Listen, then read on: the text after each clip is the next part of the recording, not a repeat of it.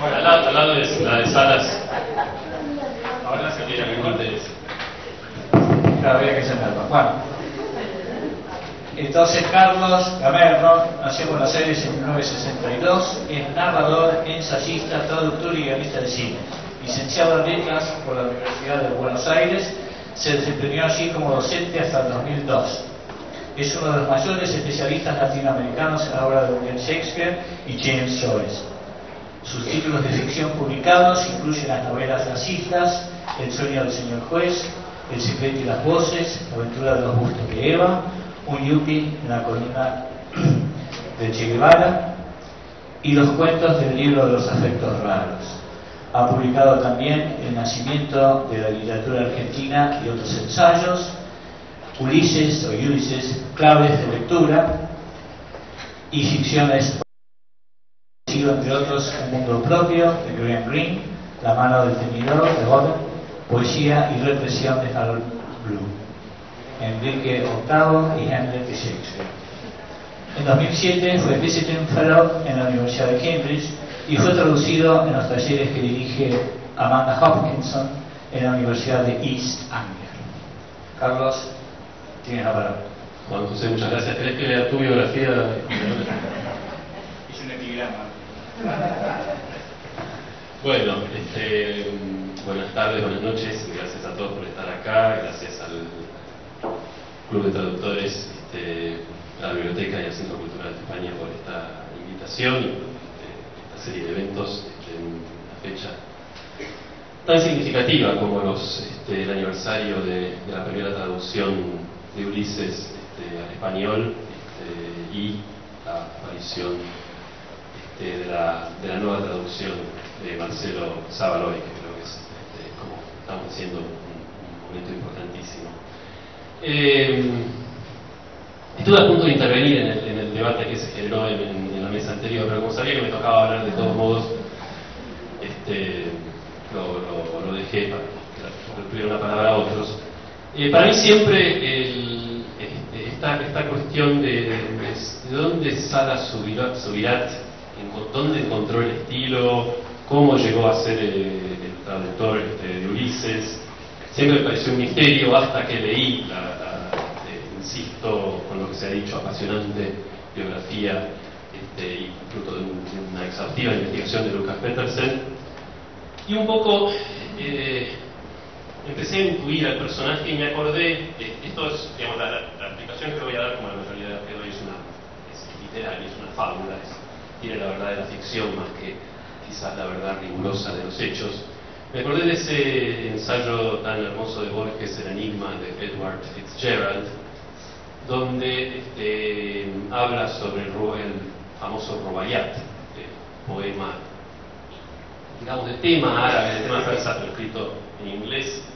Y Borges dice, bueno, originalmente un autor persa del siglo XII, si recuerdo bien, Omar Khayyam, escribe una serie de versos no demasiado buenos, de hecho no debe ser un matemático que se dedica a la poesía.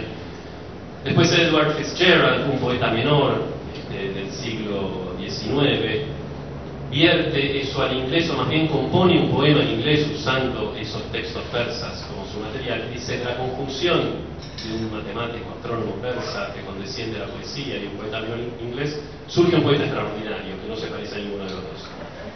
No es el mismo caso, por supuesto, porque acá ya tenemos un autor extraordinario que es Joyce. Pero yo creo que, de la misma manera que en algún momento conjetura así el espíritu de Omar Khayyam, un poco pitagóricamente habita o confluye con el alma de Edward Fitzgerald, yo creo que Salas Subirats es poseído por Joyce, por la letra de Joyce, como tantos, digamos, como tanto nos ha sucedido. Entonces, digamos, si Salas escribe naturalismo, es verdad que coincido con la observación que hizo uno de los asistentes a estos encuentros. No es necesario buscar el naturalismo de Salas en Cambaceres o en autores argentinos. Es, de alguna manera, Joyce, el texto de Joyce en Salas. ¿Por qué el texto de Lucas me dio un poco de la pauta? Por un dato muy, digamos, fundamental que él señala, que Salas después no se convierte en un hombre de letras, en un gran escritor. Es más, parecía que vuelve, digamos, a sus textos de autoayuda, sus obras sobre los seguros. Fue poseído por Joyce, la posesión duró el tiempo que duró su traducción, su reescritura de Ulises, y después Joyce lo abandonó y lo dejó para que volviera a ser su vida, que seguramente es algo bastante más tranquilo y apacible que ser habitado por Joyce durante 5 años. Después mañana nos contará Marcelo Savalois y siente que le sucedió algo parecido. Bueno, esto es una reflexión en relación a lo que se dijo antes. Yo había escrito un texto, he escrito un texto para leer hoy. Tuve la mala idea de, siempre trato de matar dos o tres o cuatro pájaros de un tiro, lo mandé a La Nación y me lo publicaron ayer, ¿no? Yo pensé que iban a esperar un poco. Así que quizás alguno de ustedes ya lo haya leído, y si es así pueden ir a tomar un café o a charlar, porque voy a leer ese texto que salió publicado ayer en La Nación.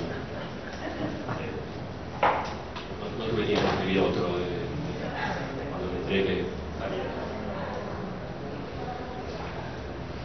Bueno, yo le había puesto Ulises vuelve al Plata. Acá, como el periodismo le gusta más crear sensación, le pusieron en el duelo por la lengua literaria española Ulises vuelve al Plata. Es como la versión amarilla del título. Tanto se ha dicho y repetido que el Ulises de Joyce es intraducible, que muchos han terminado por creérselo, esgrimiéndolas hasta ahora 3, y a partir de ahora 4 versiones españolas, como prueba antes que como refutación de tan temerario acerto. La primera la publicó en nuestro país en 1945 el hasta entonces, y hasta hace poco, desconocido J. Salas Subirat. De hecho, ni sabíamos la J que quería decir. Ahora nos enteramos que es José. Bueno, algunos lo sabíamos de antes, pero siempre fue un misterio. Sara también lo señala. Ahora, en los herméticos conventículos joycianos al menos, pero pronto para todos, con esa editorial, el misterio ha sido enteramente develado. Circula de computadora en computadora la fascinante biografía de Lucas Petersen, Salas Subirat, el agente de seguros que tradujo Ulises. La minuciosa investigación de Petersen aporta todos los datos que nos faltaban, pero no hace sino ahondar el misterio. ¿Cómo un hijo de inmigrantes pobres, cuya educación formal concluyó en el 5º grado, autodidacta y escritor menor vinculado al grupo de Boedo, vendedor de seguros a lo largo de toda su vida, sin experiencia previa como traductor, con un manejo precario del inglés, se atrevió a cometer la tarea que había amedrentado a los mejores escritores y traductores de la lengua, Borges el primero? La tentación a la que Petersen se propone no sucumbir, pero alrededor de la cual gira hipnótica fascinadamente su relato, es la de ver en Salas Subirat una réplica o avatar del protagonista de Ulises, el también autodidacta, aunque en el secundario, corredor de avisos, vagamente socialista, interesado en el mejoramiento personal, lector de libros de divulgación, señor Bloom. Conocer enteramente exacta esta analogía tiene el mérito de cristalizar en una paradójica y seductora figura. El Ulises de Subirat es Ulysses, traducido por Leopold Bloom.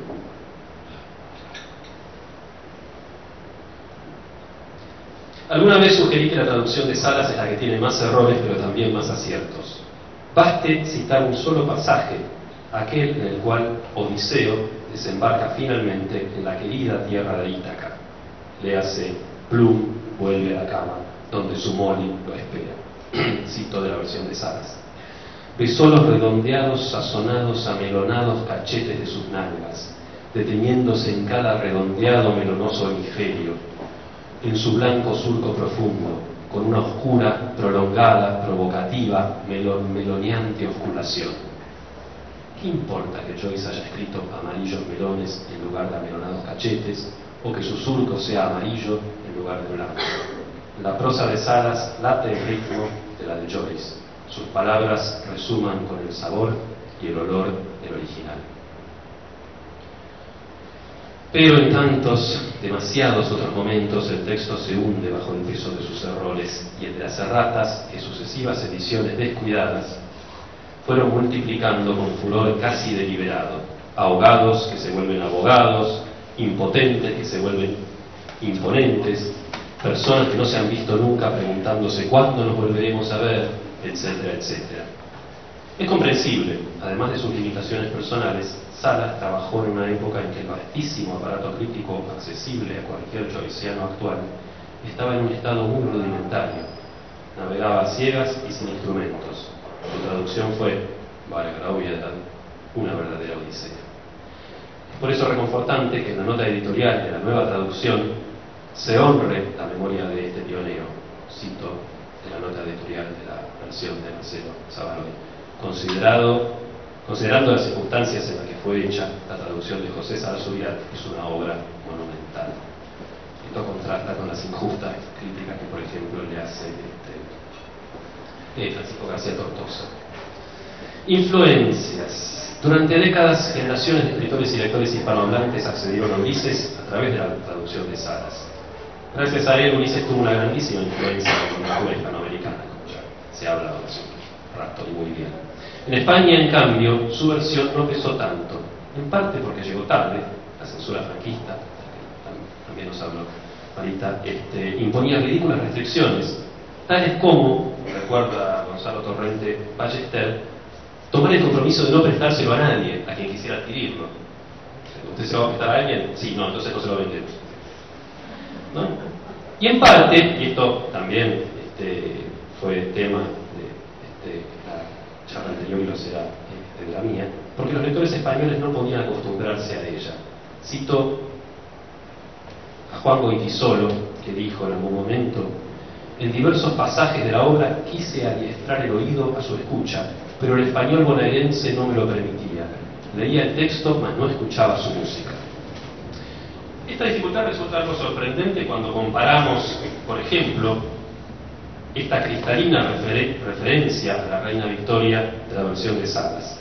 La vieja con el tic que le hacía guiñar los ojos, borracha perdida en su palacio todas las noches de Dios, la vieja Vic. Comparemos ahora con la, para mí por lo menos, casi inextricable versión de García Tortosa. La vieja Antiparras, amonada en el Palacio Real todas las noches de Dios, la vieja Vicky.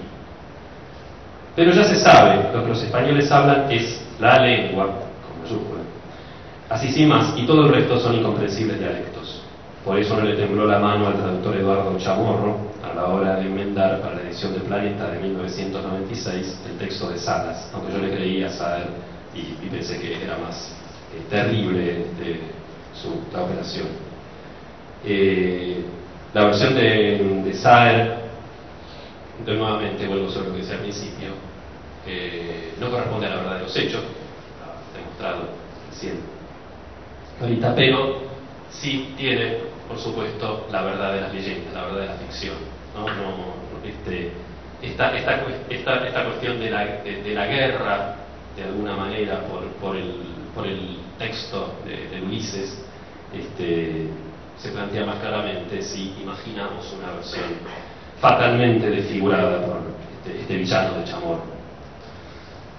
En las dos traducciones realizadas en España,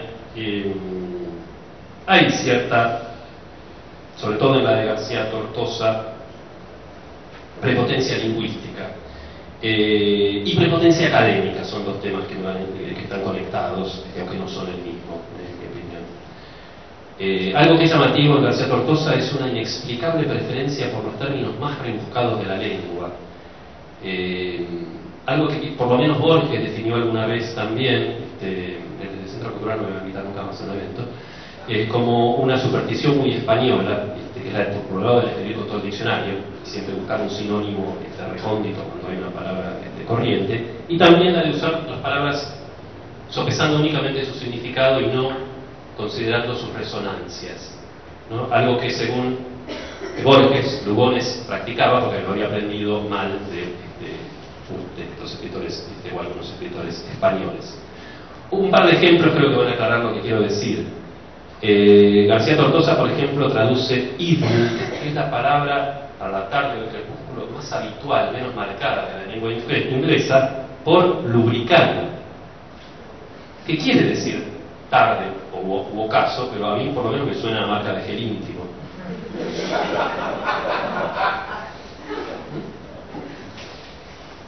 Digo, vendería bien, creo yo. Mientras que mellow, que se refiere estaba la cita que leí antes del culo de Molly, que puede significar sazonado o maduro, engendrará en la versión de García Tortosa el recóndito, y a mi entender también casi obsceno, serondo. Estas dos versiones realizadas en España se diferencian, además de la de nuestro compatriota, porque fueron realizadas no por el autodidacta Bloom, sino, para seguir la metáfora, por el erudito Stephen Dedalus, en su versión poeta, José María Valverde, y en su versión académica, Francisco García Tortosa y María Luisa Venegas, que ahora se venía salvando, pero por lo menos firmó, así que vale, tiene que hacerse cargo. Faltaría, para completar el esquema de personajes principales de Ulises, una versión traducida por Molly. Pero ya tenemos el comienzo, o más bien el final. En los años 90, Cristina Vanegas y Laura Fried tradujeron íntegramente el monólogo de Molly Bloom, versión que luego fue utilizada para, muchos habrán visto, la inolvidable interpretación de Cristina Vanegas de Molly Bloom, estrenada en 2012. En la cual tuve una pequeña participación, no solo porque leyeron Laura y Cristina y Ulises conmigo, sino porque durante años no la pudo realizar porque me querían cobrar una fortuna por los derechos, hasta que un día la llamo y le dije: Cristina, 2012, dominio público. Y finalmente, por ahora, como veremos, volvemos a la Argentina y la historia se repite, no como tragedia o farsa, por suerte, una cita muy brillada, sino nuevamente como corresponde, como epopeya.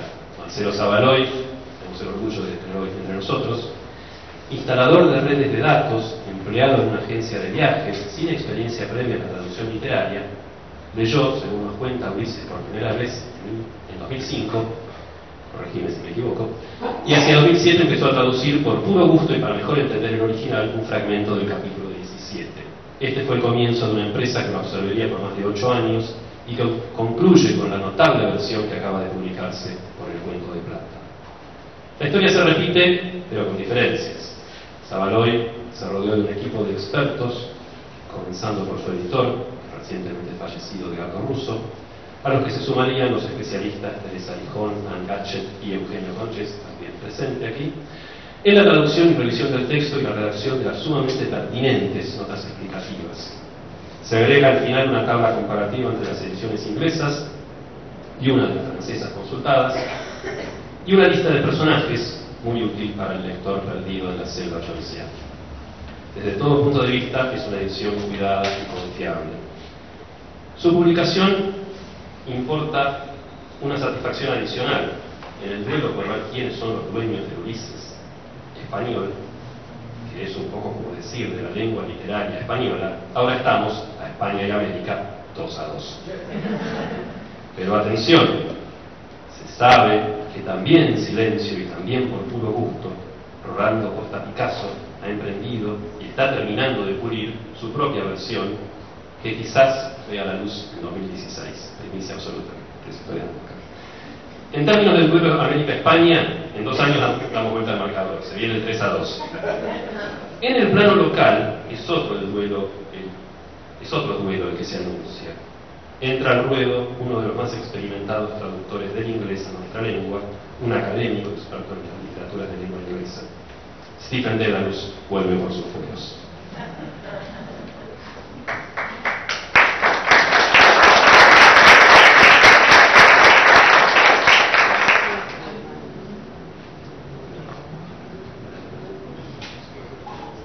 Bueno, tengo algunas cosas más para decir fuera de este texto.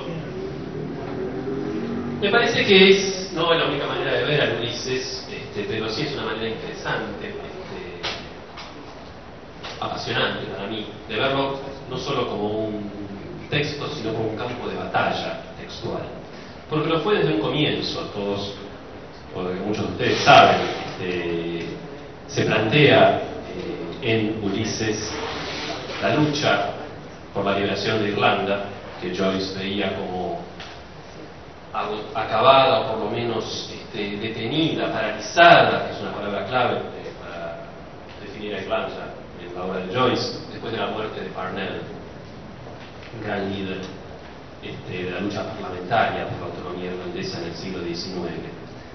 Aparece en el Ulises esta lucha de la colonia. Recordemos que Irlanda es hasta los tempranos años 20 una colonia en el más estricto sentido de la palabra, no en el sentido metafórico que se utilizó en Latinoamérica el término colonia en el siglo XX, sino en el sentido más pleno.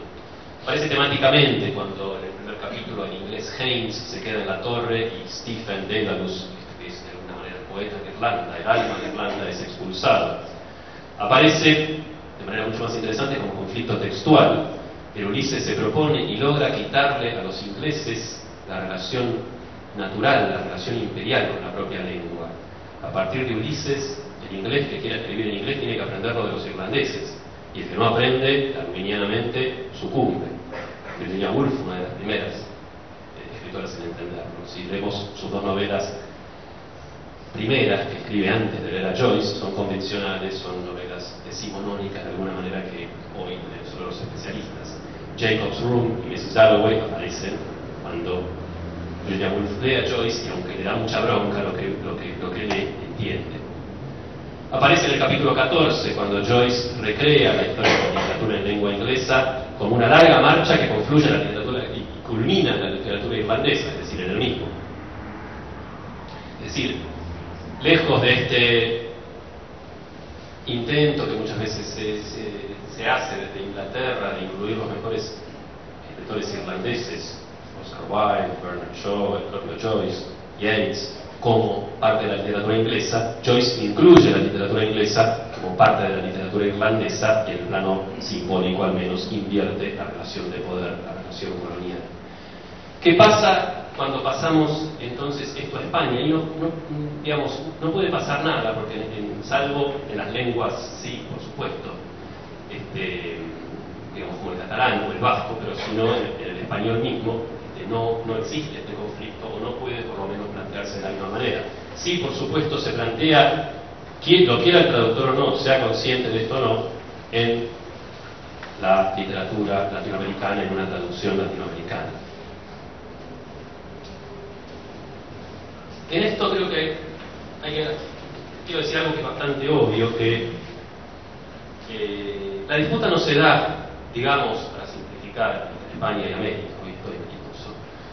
en el plano de las literaturas propiamente dichas, en las escrituras, porque cada país escribe, digamos, según su norma, más o menos, lo inventa, y a nadie le molesta, digamos, ningún lector argentino le molesta que un autor mexicano escriba novelas mexicanas que suenen a mexicano, que un autor ecuatoriano escriba novelas o poemas ecuatorianos que suenen a español ecuatoriano, el español más ibérico, más peninsular. Pero cuando pasamos a las traducciones ya empiezan las crispaciones, los pelos de punta, los chirridos de uñas en el pizarrón. Parece que en el mercado editorial ya esto se convierte en un problema. Se convierte en un problema también en el doblaje, ¿no? ¿Cuántos de nosotros podemos ver una película? Digamos, vemos a Saura, vemos a Almodóvar, y nos encanta el español de España. Vemos una película extranjera doblada al español y en realidad sacamos el volumen o devolvemos la copia. Yo tuve la experiencia, por ejemplo, de ver Apocalypse Now, que se estrenó en el año 79 en Madrid, y todavía estoy tratando de reponerme.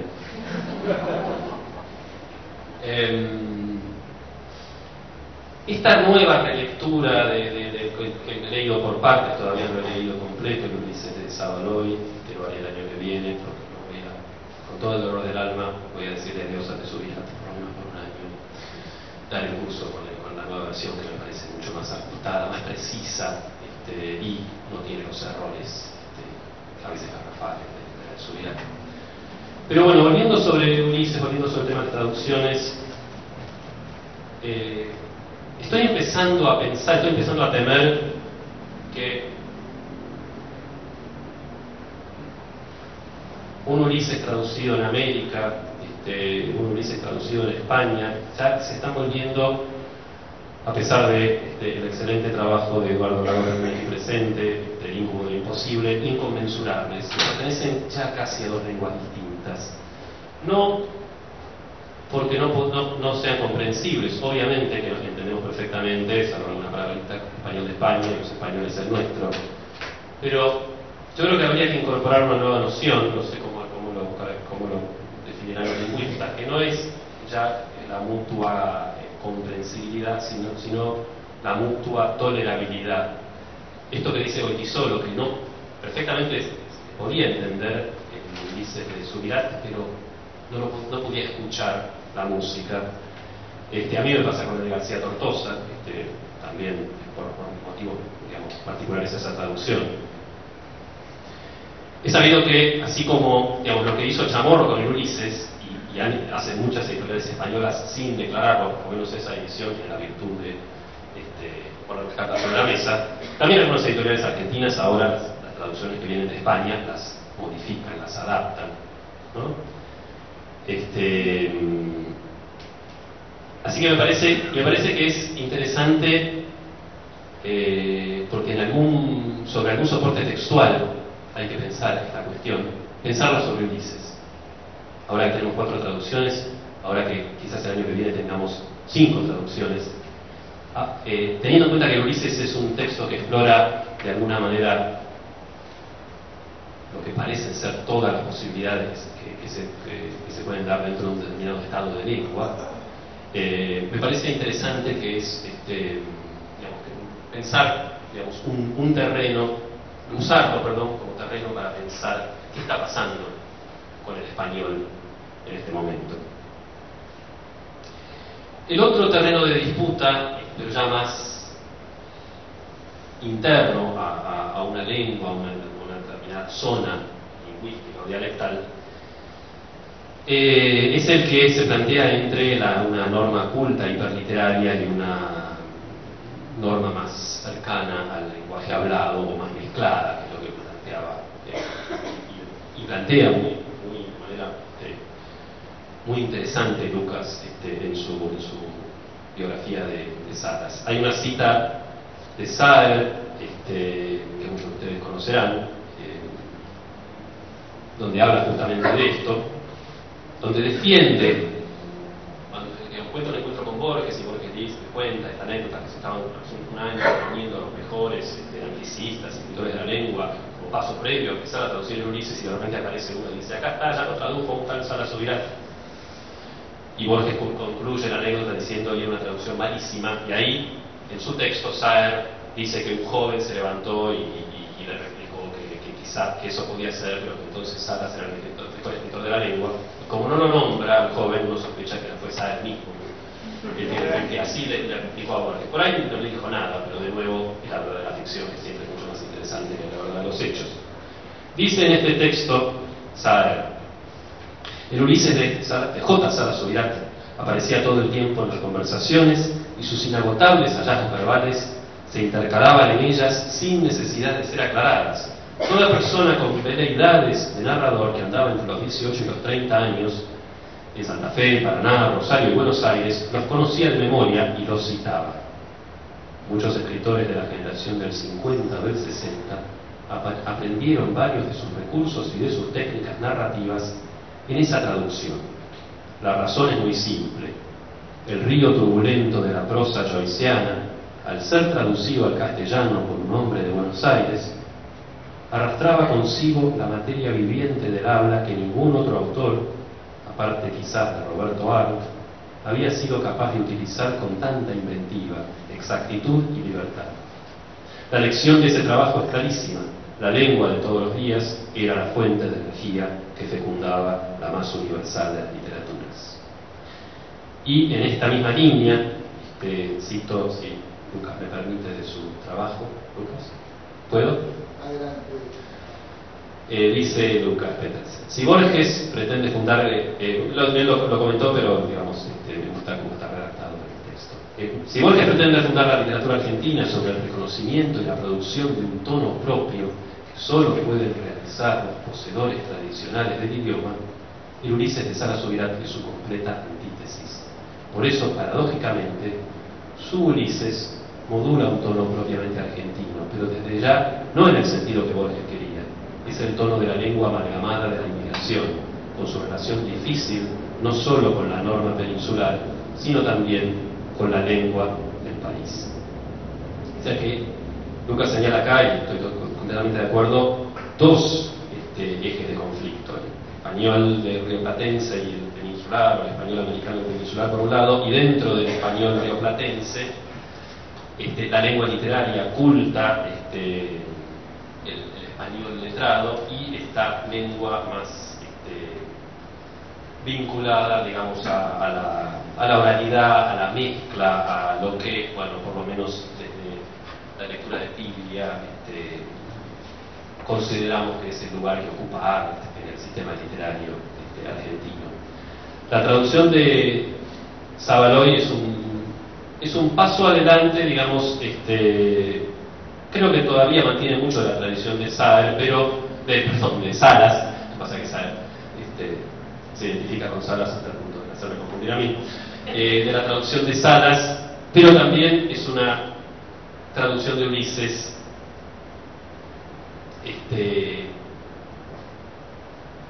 No en vano han pasado 60 o más años, donde ya aparece también, junto con esta confluencia y esta vacilación, que siempre es con natural a las letras argentinas o de cualquier país de Hispanoamérica, y también al inglés de Irlanda, aparecen la precisión de lenguas literarias consolidadas como las de Borges, Rodolfo Walsh, Juan José Saer, etc.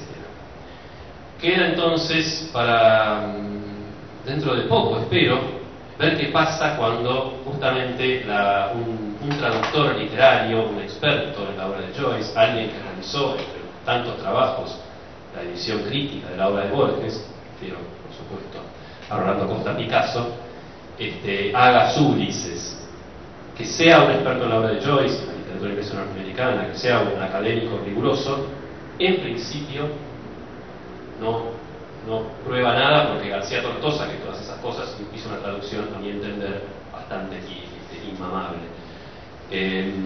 Pero siendo sí un experto traductor, con más de 100 títulos en su obra, creo que va a ser muy interesante ver de acá a un año, quizás, con suerte, así que vayan organizando el encuentro, qué pasa con qué, digamos, qué descripción del campo de batalla tenemos con la entrada de otro texto en esta interesantísima zona de conflicto. Muchas gracias.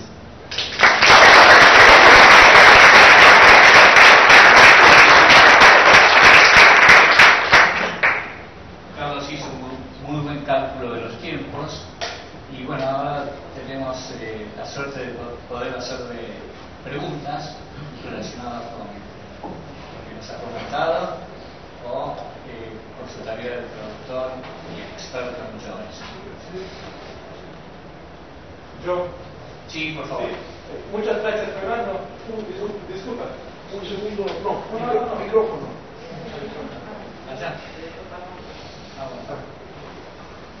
Bueno, muchas gracias, me ha interesado muchísimo y has dado lleno de las cosas que voy a mencionar yo mañana, ¿no?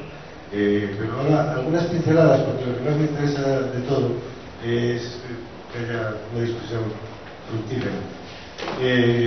Cuando yo escribí el libro de lo imposible, sucedió porque salió la traducción de García Tortosa. En mi jerarquía particular, digo, y lo dije el otro día en una entrevista con el diario La Capital que me hizo el poeta Sebastián Riestra, que para mí la mejor traducción al español castellano de Ulises sigue siendo la de Salas Subirats. Esta es la opinión predominante entre mis amigos españoles, como por ejemplo Alfonso Almada, poeta y dramaturgo, que dirige un blog digital que tiene muchísimas visitas, y que cuando me invitaron a dar una conferencia, bueno, por culpa de Jorge Juan de Vídeo, me estoy pasando todo el verano, y de Zamaloide, que pienso en mí ahora, me estoy pasando todo el verano con Joyce. En España se considera que la mejor versión sigue siendo la de Salas Subirats. No hay ese antagonismo que tú señalas. Es cierto lo que dijo Goytisolo, pero yo te propongo que te fijes en lo que dijo Julián Ríos, que trabaja sobre el texto directo. De manera que sería interesante no incurrir reproducir un partido de fútbol, ¿no? Porque no se trata de eso exactamente, sino que se trata de mirar las cosas. De hecho, se están moviendo en otra dirección. Y bueno, eso es una cosa. La primera traducción a una lengua romance de una parte de Ulises, fue al gallego, meses después de que saliera de Ulises, le hizo Vicente Risco. Y yo creo que, bueno, has hecho muchísimas cosas que habría que hablar. Tú me viste una vez, yo te vi a ti en Dublín, en Meeting Square, donde nos reunimos todos, no sé si pensé en Stephen's Green, porque un año estaban de obras. Hay un grupo de caballeros españoles de la Orden del Fínegas, capitaneado por el gran Enrique Vilamatas, un gran amigo mío, por mí mismo, lo fundamos como unos adolescentes pueriles, y vamos todos los años. Cuando se disolvió la orden, nos dirigimos al público, que son unas 2.000 personas, como sabes tú, justamente acababa de leer David Grossman, y dijimos que nosotros abandonábamos ya la orden, que la dábamos por difunta, que al año siguiente nos reuniríamos a Gibraltar, porque nuestra intención era declarar Gibraltar irlandés. Los gritos se oyeron en el número 10 de Downing Street, de manera que sería muy fácil, muy sencillo invertir los términos, y ese fragmento de las nalgas de Molly Bloom tiene un hallazgo genial por parte del poeta, de Valverde, sí. Que lo traduce como Isurco, como una Y. ¿Y qué es la Y? La Y es la forma de las nalgas, eso sería un diagrama. Entonces, todos tienen errores. En mi conclusión yo dije que las tres son de Ulises, las tres son de Ulises. La de Tortosa es plumbe, simplemente porque es académica y además porque tiene un efecto muy grave, que es que Tortosa no es escritor. Y hay que tener un grado de locura mínimo, que yo creo que mi amigo Zamorano y mejor en los sentidos lo tiene, para hacer esto. Un grado de locura mínimo como lo tiene el creador literario o el poeta. Y Valverde era muy buen traductor, pero era creo que le daba la gana, y muchas veces cuando no encontraba una cosa no sabía cómo resolverla, yo ya miraba el que había pasado y no la traducía y se quedaba tranquilo. Y además traducía al sevillano, también sevillano Tortosa. Bueno, hay mucho que decir, pero creo que yo lo quitaría de una comunicación que creo que no hay, y desde mi posición de 27 años en los Estados Unidos, lo que pasa en el español allí, que va a ser el país con el mayor número de hispanohablantes, el segundo ya, más que Argentina, pues en España, es muy interesante. Dejamos algo para mañana, pero muchas gracias. Eduardo, yo te agradezco a vos. Todo el tiempo mientras releía mi texto hoy, pensaba, pero va a estar Eduardo ¿con qué cara digo estas cosas? A mí me parece excelente tu texto, que he leído más de una vez. Y lo primero que pensé la primera vez que lo leí es qué buena gente que sé y qué malo que soy yo. Yo creo que así como vos decís que las tres traducciones, y ahora las cuatro, son Ulises, también tu perspectiva y la mía son de alguna manera la traducción de Ulises, y digamos, yo elijo para ilustrar ciertas áreas una perspectiva más combativa, más de buscar pelea, y en tu caso no es así. Quizás todavía estamos nosotros en algunos frentes luchando las guerras de la independencia, y siempre desde este lugar es más fácil dar pelea porque uno nos pueden acusar de imperialista, etcétera. A ustedes se vería mal, digamos, si lo plantearan de esta manera belicosa. Ahora las Estados Unidos en España hoy, el editor es John Andreu, que Sí. Marco Gobernador, que es el editorial Fracaso. Claro. Sí. Pero y al mismo tiempo creo que esto es un conflicto. Quizás traté de indicarlo, pero no fui lo suficientemente claro, que no se da tanto para los lectores y mucho menos para los escritores, sino como consecuencia de ciertas prácticas del mercado editorial. Y creo que que una edición como la edición Chamorro haya llegado a existir también es una indicación de que lo que yo propongo no es digamos, un invento mío, de que hay una zona de conflicto. No me dedico a una sola línea. No, ya lo sé. Pero y también me parece interesante, digamos, que yo claramente me pongo y confieso en la tradición de Saer de formar un poco los hechos para exacerbar el conflicto, pero porque así también creo que se hace un poco más visible. Son estrategias de ficción. Así que, pero si querés lo arreglamos afuera después, ¿eh? Bueno, ahora es el turno de Barry. Sí, gracias Carlos. Tus ideas me hacen pensar en otro problema teórico y de algún modo imposible. Porque estás hablando de cuando se traduce no solo de un idioma a un otro, pero cuando se traduce dentro de otra ecología lingüística, como lo es el mundo hispanohablante. Que eso se pone varios problemas que no hay, por ejemplo, cuando uno se traduce del inglés al francés. Pero esto ya se pone otro problema, porque ya el inglés es una ecología lingüística muy compleja. Y como sabemos, hay muchas cosas, palabras en Ulises que solo un irlandés podría entender. Y otras palabras y frases, etcétera, que solo un irlandés no sería capaz de entender. Joyce pensaba también así. Entonces, para un lector americano, de los Estados Unidos, un lector inglés, el lenguaje del Ulises ya es muy ajenante, es muy ajeno.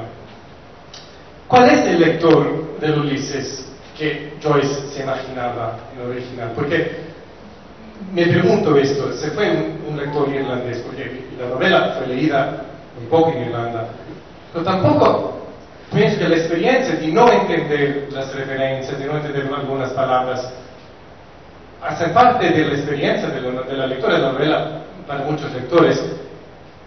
Y quizás somos nosotros los irlandeses que perdemos algo en eso, que somos los únicos que no tenemos esta experiencia de no entender y perdernos. Es una cuestión teórica más que práctica, pero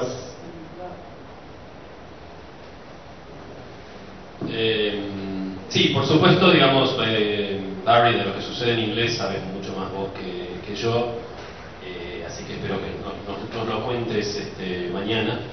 Pero yo diría en relación al español simplemente, digamos, resaltaría una idea que estuvo muy presente hoy. Joyce escribe para un lector, opino yo, Joyce escribe para, me parece, y de alguna manera guía un poco mi manera de enseñar, Ulises, escribe para un lector que todavía no existe, pero un lector que va a ser creado por sus páginas. Y esto lo digo en sentido muy concreto cuando a veces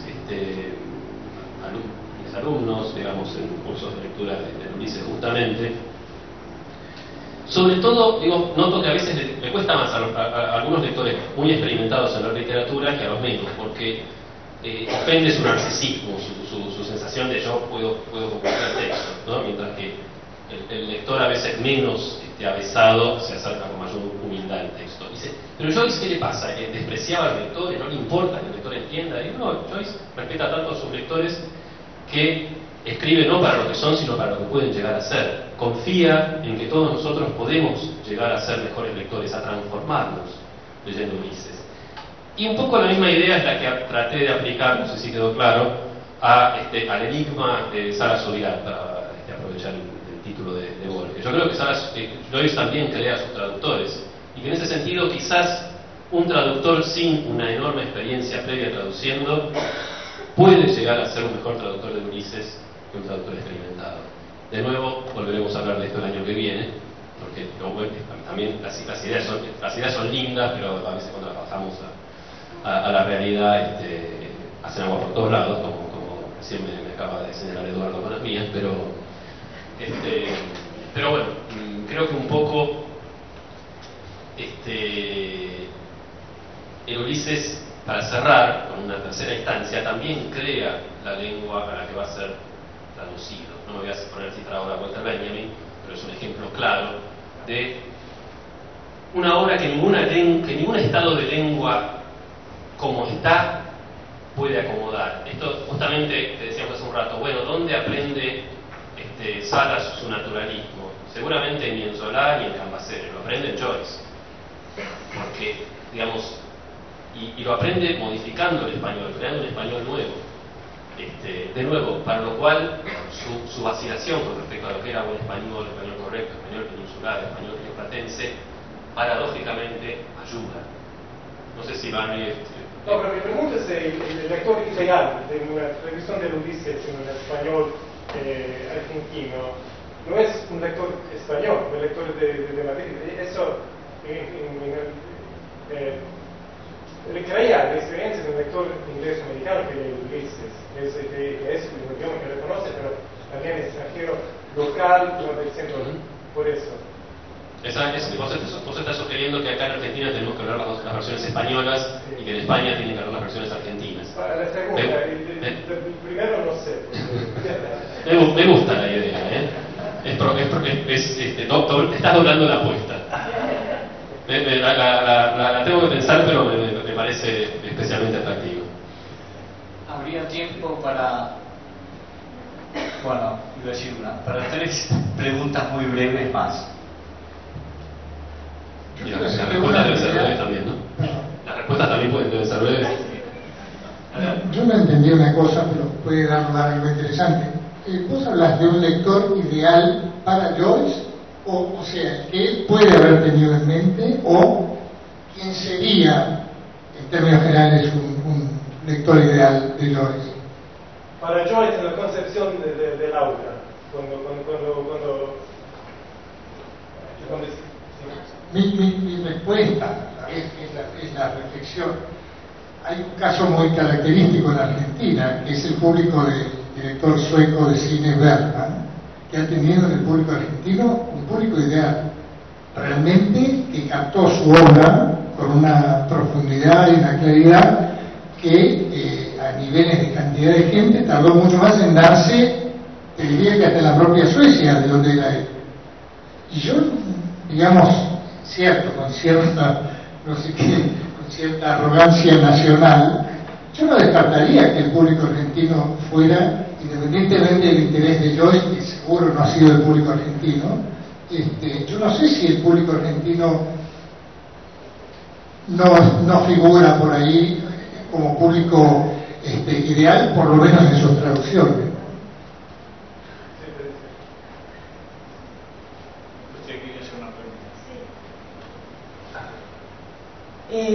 Cuando Gamerro decía y planteaba el tema de la tolerabilidad, se habría que pensar un nuevo término. Y yo me imaginé algo, me imaginé una obra de teatro en la que 2 madres discutieran sobre quién es Hitler. Una española y otra argentina. Y entonces veríamos un origen totalmente diferente en las dos, pero que confluyen en uno, que es Stephen, ¿no? No sé si la pregunta es, ¿cómo ves este lenguaje del otro, ¿no? En Stephen, que finalmente es Joyce.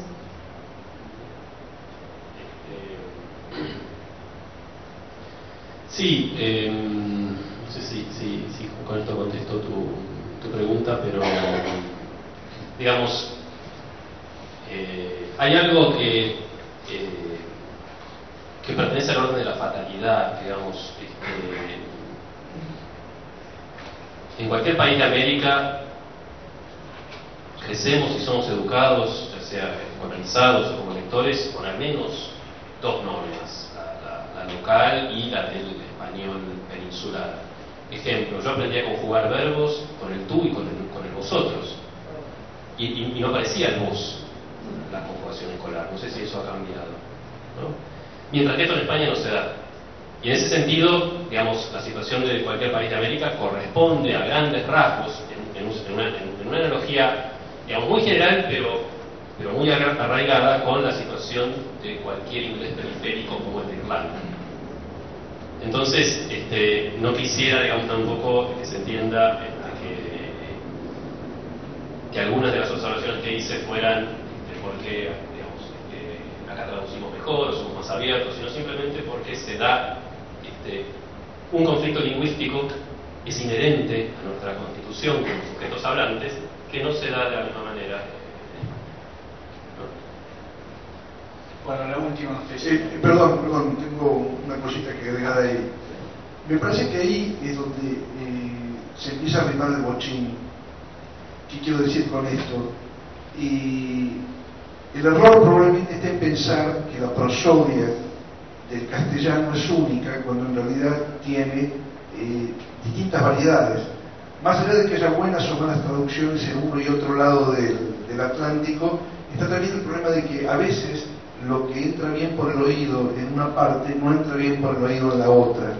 Y eso tiene que ver justamente con no solamente cuestiones ideológicas locales en ambos lados, sino también con la naturaleza misma de la lengua. Pensar que se puede seguir legislando sobre el castellano como si fuera una única lengua es tan estúpido como pensar que se puede legislar sobre el inglés cuando el inglés ya es una multiplicidad de lenguas. Entonces ahí hay un problema central. Se me ocurre. Pero en inglés no hay una real academia.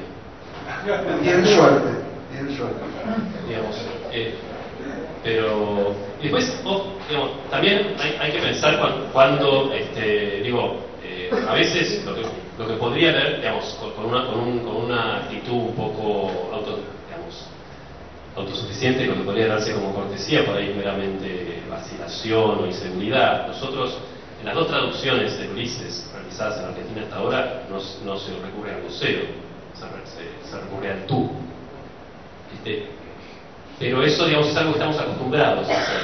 Mientras que, ¿quién le va a pedir a un traductor español que renuncie al vosotros? Es como impensable, ¿no? Hay una, digamos, la norma no tiene el mismo peso en cada comunidad de hablantes.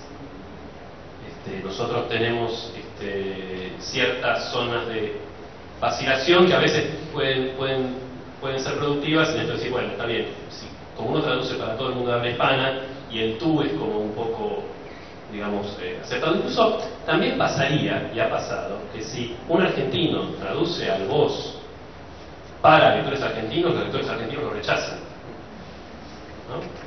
Todavía estamos dando la batalla por el voceo en la traducción. Borges lo intentó en las dos páginas finales del monólogo de Molly Bloom, pero es claro que era un experimento criollista y bien de compadrito digamos, era la actitud de Borges en esa etapa. Pero si Borges hubiera llegado a formar parte de ese mítico conventículo de traductores que hubieran traducido el Ulises por primera vez al español, dudo muchísimo que se hubieran atrevido al voceo. Creo que no. Creo que era imposible, impensable. Si hasta los autores argentinos, en ese momento, cuando escribían sobre personajes argentinos, teniendo diálogos en Buenos Aires, a veces recurrían al tú, porque no se animaban al voceo.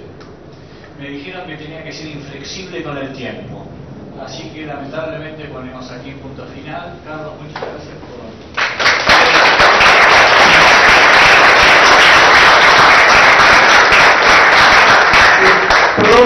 Aviso final, mañana empezamos de nuevo a las 6:15, tenemos que ser muy puntuales, así que piensen en eso. Y segundo aviso, el miércoles, creo que a las 7 de la tarde en Eterna Cadencia, Eduardo Lago está presentando una novela, así que están todos invitados. Eduardo les va a firmar los ejemplares que les va a regalar a cada uno de ustedes.